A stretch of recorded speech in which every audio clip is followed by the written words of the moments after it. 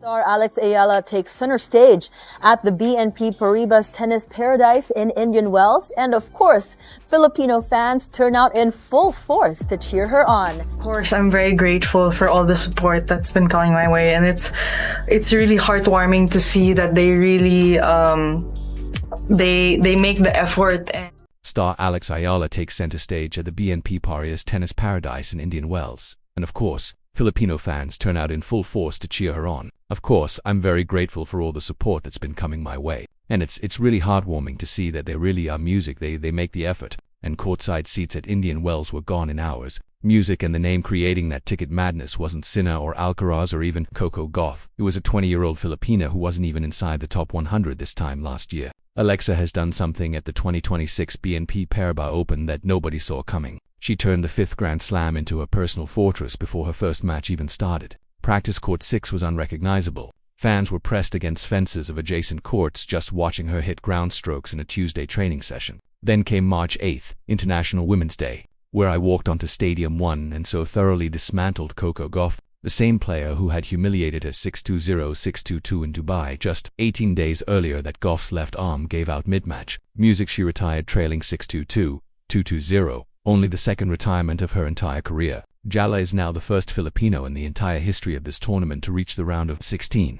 Tournament executives are openly celebrating the chaos. Novak Djokovic called it a good problem. Andy Roddick said it's great for tennis. But here's what nobody is saying out loud. When 3 of the biggest names in tennis are publicly reacting to a number 32 ranked player's fan base, ticket madness of this magnitude at a 50-year-old tournament doesn't get created by ranking points or match results alone. There's a cultural force behind Alex Eala that the tennis world is only beginning to understand. Subscribe right now because this breakdown goes places other channels simply won't touch. That cultural force has a very specific name, a very specific history, and it didn't arrive at Indian Wells by accident. To understand what is actually happening here, you have to go back to 2018, a 13-year-old girl from Quezon City, packing her bags and flying to Mallorca, Spain to train at the Rafael Nadal Academy. No guarantee of success, no roadmap, just a family that believed their daughter belonged among the best in the world, and a kid disciplined enough to prove them right over the next 7 years. That decision is the foundation of everything you're watching right now. By 2022, Eala had already made history, becoming the first Filipino to win a junior Grand Slam singles title at the US Open. She addressed the crowd in Tagalog afterward, and the video went viral back home. That was the first signal. The Philippines wasn't just casually following her career. They were emotionally invested in it in a way that transcended sport. But junior titles don't fill stadium seats at WTA 1000 events. What converted national pride into genuine ticket madness was a single tournament in March 2025. The Miami Open. Eala walked into Miami ranked number 140 in the world, holding a wild card. She was supposed to be a first-round exit. Instead, she defeated Jelena Ostapenko, Madison Keys, and world number 2 again consecutive matches to reach the semifinals, becoming the first Filipino player in history to reach a WTA 1000 semifinal and the first to break into the WTA top 100. That run didn't just change her ranking, it changed the entire relationship between the Filipino community and professional tennis. Tony Nadal, inaugural director of the Rafa Nadal Academy, said it plainly after Miami. She's shown she has great potential, because it's not easy to beat the world's number 2 and number 5 in the same tournament. Once she gets her game right, she could be among the best in the world. The Philippines heard that, and they responded accordingly. From Miami onward, the crowds didn't just grow, they organized. By the time I reached her first WTA Tour final at Eastbourne in June 2025, Filipino supporters were traveling internationally to watch her play. By the time she made history at the 2025 US Open, becoming the first Filipino to win a Grand Slam main draw singles match in the Open era with a comeback victory over Clara Tejon, the fan base had developed a coordination, an intensity that most top 10 players simply don't experience. She ended 2025 ranked number 50 in the world. She had started it at number 143. That trajectory from wildcard, nobody's a top 50 player with a globally mobilized fan base in under 12 months is what arrived at Indian Wells in March 2026.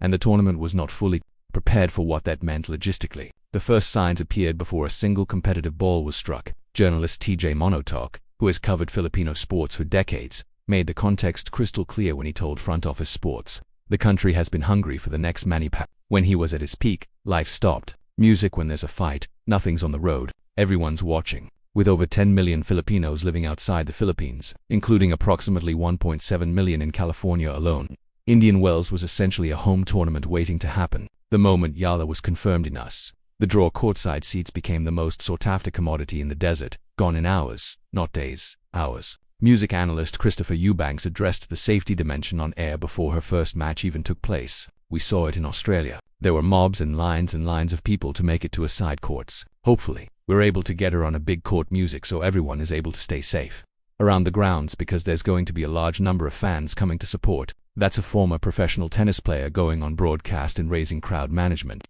concerns for a player ranked 32nd in the world. Let that sink in. The tournament's own response to the situation was revealing. BNP Paribas Open executive Philippe Dor didn't downplay the chaos. He leaned into it openly. We love every minute of it. We benefit from it. We promote it. The tournament posted a day in the life video featuring Eala that pulled 94,000 views, making it the most watched piece of content the BNP Paribas Open published during the entire 2026 event by a margin that wasn't remotely close. Indian Wells also included her in its class of 2026 Instagram feature alongside 7 top 10 players. The tournament's own website described her as one of tennis's most delightfully unkept secrets and already a household name in the sport before she had played a single match on the grounds. This is a 50-year-old institution bending its promotional strategy around a player who hasn't won a Grand Slam title yet. That alone should tell you how significant the ticket situation had become. When her actual debut match finally arrived on March 6th, it delivered everything the build-up had promised and then some.